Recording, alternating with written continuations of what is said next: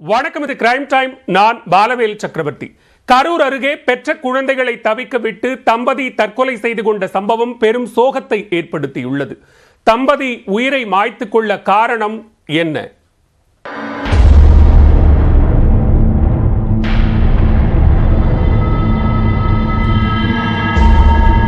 கரூர் மாவட்டம் அரவக்குறிச்சியை அடுத்த கல்வார்பட்டி கிராமத்தைச் சேர்ந்தவர்கள் ஐயப்பன், ஜெயா தம்பதி.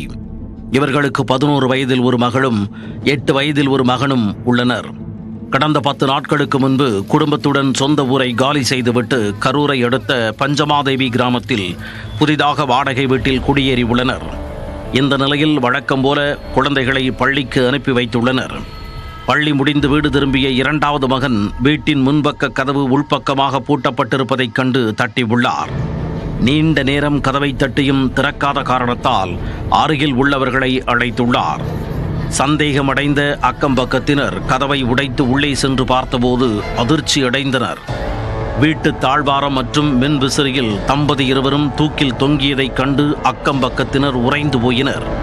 குழந்தைகளை தனியே தவிக்க விட்டுவிட்டு தம்பதிகள் இருவரும் தூக்கு போட்டு தற்கொலை செய்து கொண்ட தகவல் பரவியதால் ஊர் பொதுமக்கள் வீட்டின் முன்பு குவிந்தனர். தகவல் அறிந்து விரைந்து வந்த வெங்கமேடு போலீசார் இருவரது உடல்களையும் கைப்பற்றி உடற்கூராய்விற்கு அனுப்பி வைத்தனர்.